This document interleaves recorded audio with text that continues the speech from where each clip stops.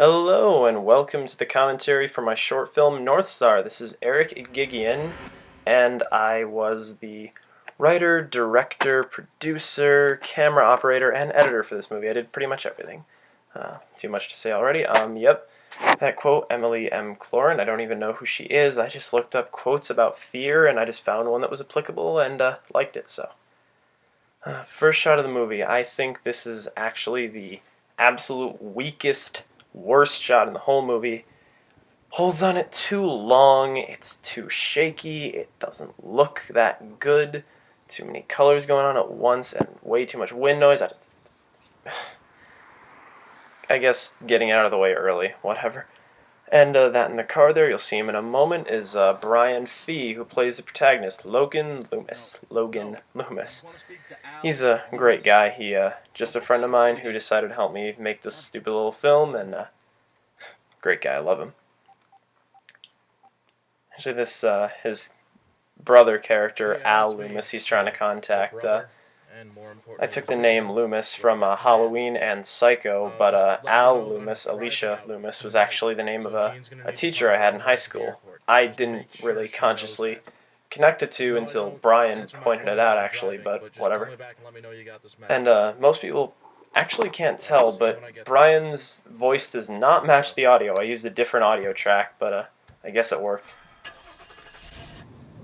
Love that moment. Hooded Films production, music swells. I usually think I'm pretty damn good at placing music where it needs to be, and I know that sounds basic, but I've been told I have a knack for it, and I always feel like I actually do. One of the few things I'm pretty damn proud of consistently. We shot this movie just around New Hartford, New York, my hometown. And you saw that a moment ago, that credit for Dan Morrissey. He plays Northstar. Great guy, I love him too. Loser. And this scene is filmed right behind our local library, actually, even though it's supposed to be kind of in the middle of nowhere. Didn't feel like going out on the highway or something, so it's a good alternative.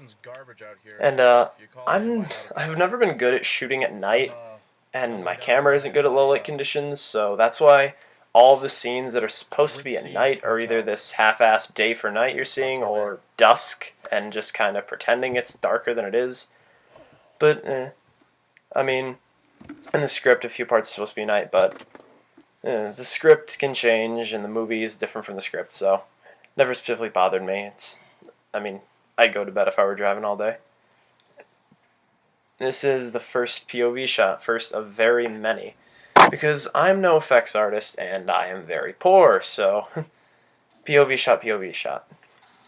You never get to see the monster, but in the script even, again, you're never supposed to see it. It doesn't have an actual description, and no one really knows what it looks like, so it works out. I kind of like the imagination angle, because if I were to explain what it is, which is never explained, spoilers, it would make a little more sense why you're supposed to imagine it. I love this shot. Again, ignoring the obvious symbolism of the whole through the looking glass sort of thing. I just love it. The first shot you see of these woods is seen through alternate means, just kind of through a reflection. It's my sister Ellie's suitcase full of mostly just shit from around our house and my clothes. Northstar. I think the title has a really nice ring to it. I came up with the title first and then just kind of built around it, like what Northstar could be. I thought it was creepy, and I think I did a pretty good job. I gotta say, we filmed this in New Hartford Town Park. No explicit permission, but it's public property, so no one can say anything. Ha ha ha. And there he is, good old Bartholomew the Skull. I found that thing on the side of the road, and while I was writing the script, actually, and I just worked it in. Worked it in pretty well, I think. It's fucking creepy. And Brian gave him the nickname Bartholomew, because that's just the kind of guy he is. And that there's my shitty old cell phone. I actually still have it. Yeah, sitting right over there. And right over here is my my leather jacket, actually. My Wolverine jacket, as I call it. And it sort of became iconic on set, or well, on location, wherever. I sort of can't picture Logan Loomis without that jacket now. It just kind of pulls his whole look together. This scene right here, I give this scene the award for. I think this is the best scene I've ever shot and edited. I think it's the most effective, like broad daylight, but I think it's still really it works. I think the composition and the music just go really, really well together, and Brian, bless his heart, does a really convincing job, I think. Really feels like something's watching you, and if I did my job at all correctly, you're wondering what the hell it is. On that little zoom. The end of the shot is actually played in reverse. It's really hard to tell, I think. I think it works pretty well, but when his eyes do this thing in just a second, it's the only moment yet, right there. It's a little funky. And let's just get rid of Bartholomew here. And yep. Those the noises of the entity are actually just me kind of barking or squeaking into a microphone and then just screwing with it, changing the pitch and the tone and all that. Pretty talented with my voice sometimes. I can make some really weird noises. Don't read into that.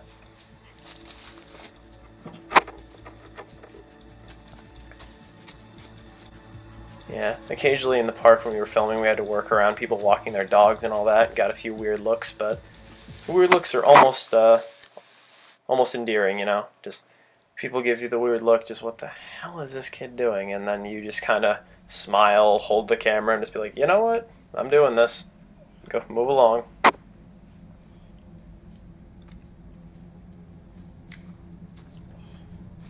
Oh yeah, I think this is probably a good time to mention I actually I still don't have a working, like, functional tripod. So this whole movie is filmed without one. So that's why there's or a little bit of shake. I have pretty steady hands, I like to think. So I think most people would shake a lot more if they had to hold a camera for 2 days of shooting, just non-stop. Like, I don't think there's a single shot where I'm not holding the camera. Don't do camera movement all that often, or I try to avoid it. Same with zooms. I think zooms look really cheap, so there are like one in the movie or two, and I think both of them are pretty damn weak shots, like some of the weakest in the movie. That was a cute little moment. He cracks his back, added a sound effect. A little much, but it's quiet enough where it doesn't seem stupid. Second POV shot. I think this is probably my favorite POV shot in the movie because I really like this thing that the light did. I didn't even plan it, but if you look, all the little splashes of light, like on the leaves, they still sort of retain color. I think it's kind of symbolic that, well, symbolic in that everything else sort of has this grungy, sort of night vision-y look to it, but then in the splashes of light, you can just see the reds and oranges of the fallen leaves. I think it kind of pops a little more than the rest of it, and it works really well. And that's me holding the camera like always, and I just sort of bound away as erratically as I can while keeping it sort of steady enough where you can see what's going on. Poor Brian, he got his shoes very wet by the end of this. We were stuck in this ravine for maybe an hour. Oh, Sister Ellie and our script assistant and special effects makeup artist, Lydia Bolton, they're just standing on either side of the ravine, just kind of looking down at us like idiots as we just kind of scurry. And coming up here, I should get a stuntman credit on top of everything else because, alright, right here. Alright, Brian jumps out of the way, but me, standing right there with the camera, Ellie, my sister, rolled that log, we found it up there and just rolled it down. Almost took out my legs, could have snapped my legs out from under me, but I just had faith that it wouldn't. The shot looks great, nobody was hurt, but just, whew. Yeah, I just had faith. I wasn't even on top of anything, I was just directly in its path. And you take off that jacket, you lucky bastard. It's me again, like I said, I did all those voices. I didn't really get a consistent voice down for the entity, but again, you can always tell what it is. It's just the same echoey noises. And actually right there, you can't really hear it, but there's a creepy breathing going on, but it never really pops. I should have made it louder or more pronounced. The whole scene just doesn't really flow as well as I hoped it would, but it's not too bad, and you can't win them all. Those receding footsteps, you can tell I'm wearing shoes, I think, but still, doesn't sound too bad. And here we're coming up on the absolute brightest shirt in the world. There it is. I completely forgot that Loomis had to find one of his shirts in this scene, so I just took off my own and threw it down as one of his. So I'm currently topless directing, as I called it, just without a shirt on. And right there is the first of the notes. Yeah. And coming up on the voice of the one and only Dan Morrissey. He plays Northstar. He's beautiful. You'll see him a bit later. And he actually scribbled all those words down on the note. I pretty much just told him I wanted it to look creepy, and he just ran with it and just did it. He has a knack for that. It just looks so creepy. If only we had more close-ups. Unfortunately, we don't. You can't really tell, but just, yeah, looks really great. It's just, you really got the psychosis down with handwriting, if that makes any sense at all. And I love how these notes look. They're really creepy. I soaked them in tea, actually, to give them that kind of creepy, aged look. I learned that from James Rolfe, actually, AVGN James Rolfe. He recorded a commentary for one of his movies, Legend of the Blue Hole, and he said that he did the same exact thing, and that's where I learned the trick, so just kind of paying it forward. And man, the shot goes on way too long. Almost all of the reading from the note scenes, I just hold on it way too long and just kind of stand over his shoulder like an idiot. It looks so bad.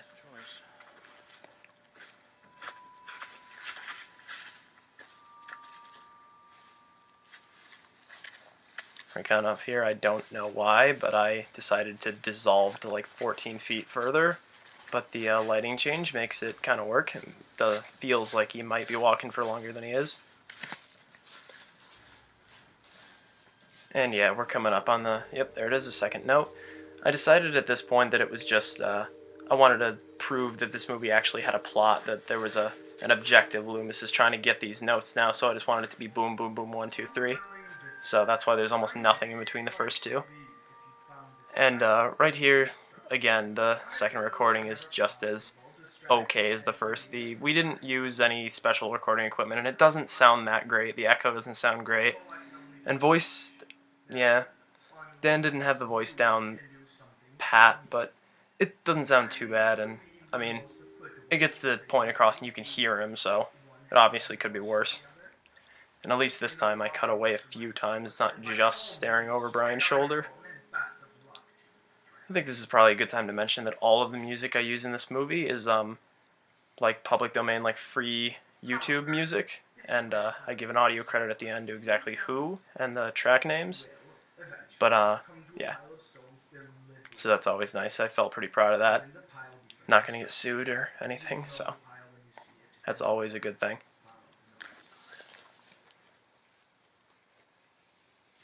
I think that shirt Brian's wearing is the only article of clothing he's wearing that's not mine. Okay, well, underwear aside. I think I gave him those pants, but who cares? This is the moment in the video game where the player checks his inventory, because that jacket's had some stuff in it the whole time that Loomis, for some reason, decided not to use. And for the rest of the movie, probably won't use most of it anyway.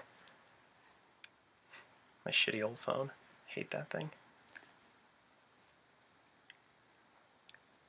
Probably could have just trimmed this to have him reach in and take one thing out. I don't think he needed to see all that, but there we go. Don't even use that flashlight. Why would I give him a flashlight if he doesn't use it? Another dissolve a little further.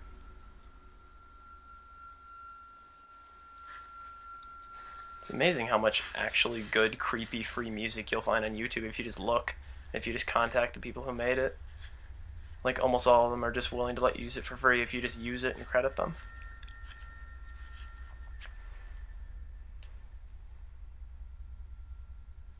Coming up here. This quote-unquote jump scare doesn't really work. Really should have kept this tighter. Maybe even avoided the POV shot and just kept some like ADR or noises of something approaching. It doesn't really work.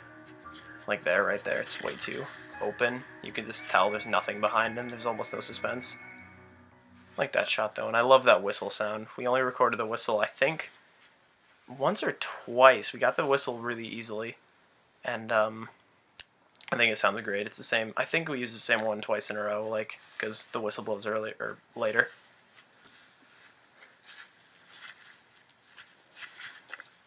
I had a rough shot list when I wanted to make this movie, and I followed it okay, but I really allowed myself a lot of creative freedom on what to do with the camera. I sort of just let it flow, just like the location scouting. We just sort of went wherever looked good. I did the same thing with the camera. I just sort of, I just let myself do what I wanted, and I think it works out. I really learned a lot.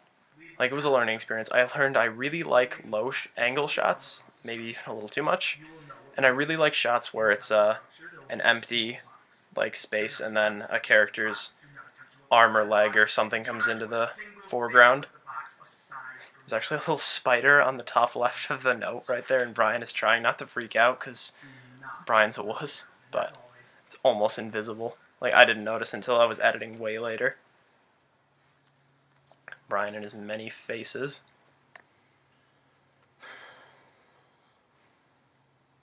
I love that stupid little dance he does when he's trying to figure out which way to go. Definitely was not in the script, but whatever. Here we're coming up on another one of my absolute favorite shots in the whole movie. Yeah, right there. It's so creepy. Again, it's just a town park, but with a little bit of an artistic edge and a nice camera and some music. Looks pretty creepy, I think. And it's the only shot in the movie, I think, where I'm not holding the camera. I just put it on the floor and let Brian just walk over it. Kind of an interesting effect.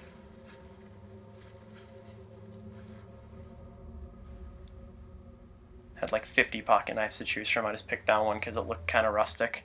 Kind of fit the, foresty vibe, I thought. There's POV shot number like 70. 71. We're probably coming up on one of the biggest failures in the whole movie, but it's got some good stuff to it too. Right here is my sister Ellie's hand again, and right there, Brian is supposed to be stabbing the entity's hand into the tree with the knife and leaving the knife in the tree behind, and no one who's watched the movie has seemed to really get that without me telling them that. They sort of just think he runs, and I didn't have a way to film it so it looked convincing. Like, I didn't have anything other than like stupid trauma, like special effects to make a hand get stabbed. So I just ran with it, and it looks bad, but I gotta give a shout out to Lydia Bolton, who did the effects on the hand, though. The makeup, it looks amazing. Love that girl. She made those fingernails look really dead. It looks really gross and creepy. And Brian's got some hokey acting moments in the movie. That is not one of them. I love that moment. And he goes to sleep and wakes up at the first shot we shot. Like, that is the first shot, the first day of shooting.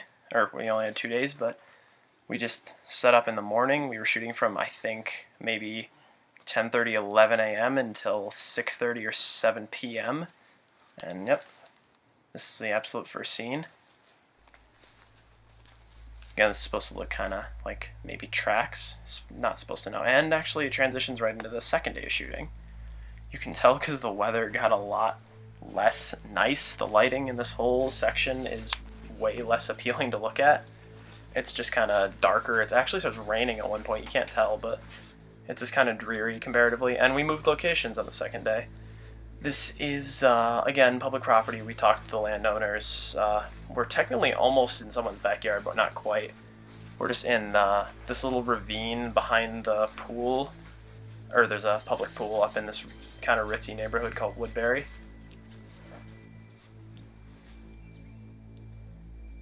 Yeah, another just kind of quiet Brian walking through the woods section. Not as in love with this section. Again, the lighting isn't as good because it's not as pretty, but still, decent composition. I only say decent because we're coming up on another shot I hate. Only like maybe 5 of them in the movie, but bug me every time. That in the, yeah, here it is. Ugh, zooms. But yeah, that little building, I don't know what the hell it is in real life. I think it's some kind of like drainage runoff thing. It's just kind of like an open sewer sort of thing with rainwater runoff. But in the script, it was supposed to just be like a little shack, but I didn't have access to a shack. Well, actually, in the town park, there's this really kind of like one room open air shack, but it's full of nails, and I think it's technically on someone's property, and I didn't feel like asking because this was here and this was available. And in the script, Loomis is supposed to go inside it and find what he finds, but I didn't want to make Brian crawl in that thing, so I think we made do enough, and still a nice visual, just kind of a stark, just cement building in the middle of nowhere.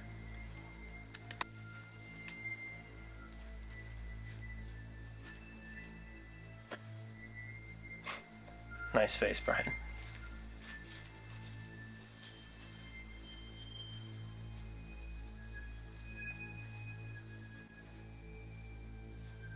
Like that spider web in the foreground. Oh, it's a really good fake trip, I think. Like, it doesn't look like he hurt himself, but I really buy that he tripped.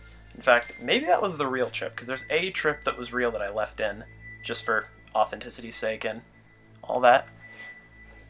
But, almost to the point where the movie heats up, or as heated as it gets. Again, at this point, it's almost raining. Not quite yet, but another low-angle shot, famous.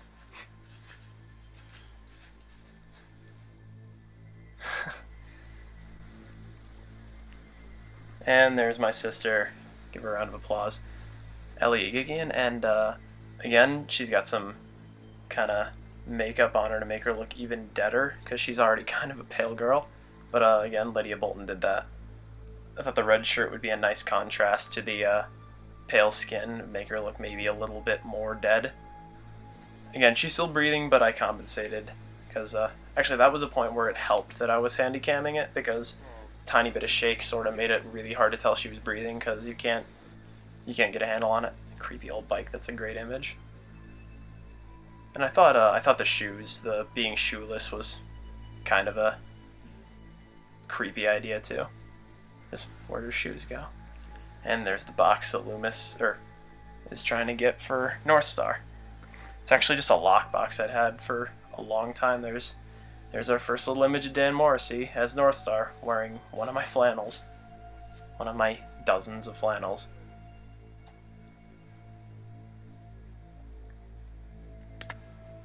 Here we get a nice little scene of Brian sort of pantomiming what Loomis is going to do. I love that little fuck it. And there, we finally get a nice, well, brief close-up of the amazing lettering Dan did. And tap, tap, tap. And there we go. Nice little attempted jolt. I really wish it could have held on that longer, but there really wasn't a way to do it that made sense. But still, if you couldn't read it, it said, "I told you not to look in the box," again, in Dan's lettering. There were actually two of them. And Ellie, the poor thing, she had to just lay there for a very long time. And she was dedicated, too. She just did not get up until she absolutely had to. She's good at that sort of thing, just being patient with just lazing in one place. I hate that shot. It looks so silly. Nobody's fault but man.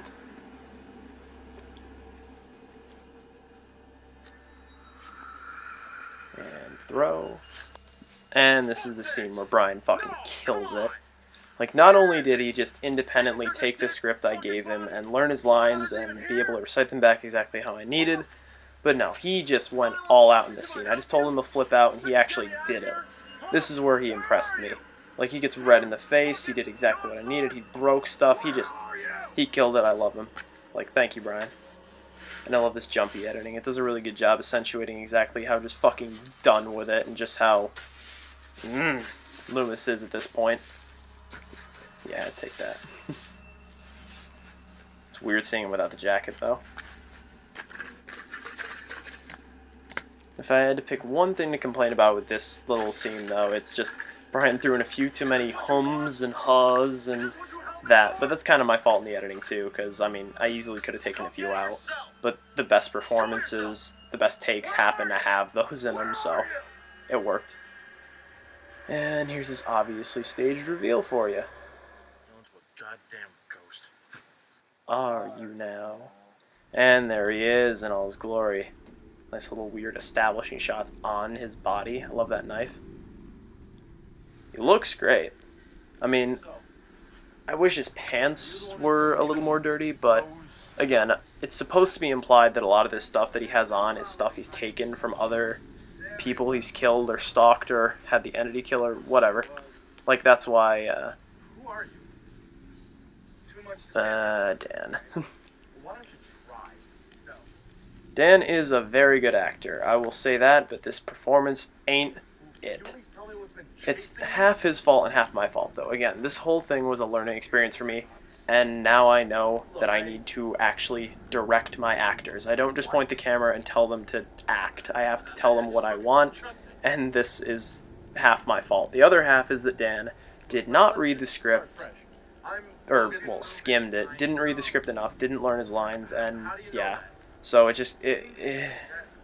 still, it could have been worse, and again, I love his Wildman hair, it looks great, and him and Brian, they do have enough brief chemistry, or, well, lack of chemistry on purpose. Awkward. And the whole sound quality of this scene isn't that great. Like, again, I didn't have any special recording equipment or audio, and when you're out in the middle of the woods, it's even harder because there's wind, there's leaves, there's background noise. There was some motherfucker, like, working on his porch with a hammer or something. You can hear it in one of the shots, but, like, it doesn't sound great. It doesn't... There's a lot of problems with this scene, but still, at least it gets interesting, and it's almost exactly how it was written, too. Follow the Northstar. Instructions given to help people find their way. I did also picture Northstar a little malnourished, but I can't just tell my friend, hey, don't eat for a few months so you can help me make this, like, $4 short film. Then please, Northstar, help me get out of here. Do you know how long I've been doing this, Mr. Lewis? And actually, when we practiced for the movie, though, Dan had a nice voice picked out for Northstar. It was creepy, and it kind of had this almost drunk sort of thing to it, and he tried it here, but in between the practice, the rehearsal, and this, he sort of lost it, so it doesn't sound as good. And there we go, we finally get our look inside the box. Just, there's my friend Devin, location scout Devin's dice box. There's an ornament I found in the woods, there's a chess piece, there's a ring I have, and there's Brian's wallet. You can't even read that it says Brian Fee, I hope. I love this moment. Intentionally sort of cropping out Brian, because Northstar doesn't give a shit about him, he's just focusing on this box. Love that moment. Actually, Dan whispered something there. I don't remember what it was, but it was creepy. Didn't my notes say... And this is the moment where everyone jumps. I did it. There you go. That's when Dan shines. He had to unclip the knife early because it was impossible to get out. He holds it there in this really weird way between his... Yeah, I love that. At this point, it's actually raining. You can't tell, and it's, like, barely sprinkling, but still. Love that look. That was the subtle version of the two close-ups I had of Northstar's face. Really works. Dan knows how to work his face. As weird as that sounds. Please. I always feel like that please has a weird echo on it. I didn't add anything, and I know it doesn't, but it just sounds really odd to me. We can talk this all over. Nice read there, buddy. Northstar. Being weird. And... sink. I love that. This rock. Very civilized solution to this story between two men. See? There's no need for all that. No, we're buddies, aren't we? Yep. Dan and Brian's relationship. Oh, fucking, I love that hit so much. Nice little fake blood. What is wrong with you? Like, that looks like it hurts. Now tell me, how do I get out of here? This pissed me off in editing. Dan flubbed his lines in this moment so hard that I had to edit out one of the lines completely because I just didn't have a good take of it. It sucked. And their ADR hours walk because you could barely hear what he said. Nikes. Nice white socks. I should have dirtied them up a little bit more, but like I said, it's supposed to be implied. And right there, Dan initially forgot his line, because there was a line there. And here again, it was raining, it was late in the day, and we were all hungry and tired. So, a tiny bit different than what happens in the script, but... Love that whistle, it's so creepy. Like that moment. And now we get like our half an Evil Dead ending without the Sam Raimi cam. I do love that shot. And I sprinted as fast as I could here while holding the camera and low. Almost stepped on Brian. But no, and that's all she wrote. We shot the film 2 years ago in the fall of 2013. I'm recording this. It is February 20th, 2015. So I took a while out of laziness and or plenty of other reasons to record this commentary, but still. I hope you enjoyed the movie, hope you watched the movie, hope you enjoyed this commentary, hope you found it at least a little bit interesting or informative or whatever, and maybe I'll record another commentary for something else if I ever get around to making anything else worth commentating on. But yeah, have a nice one, and signing off.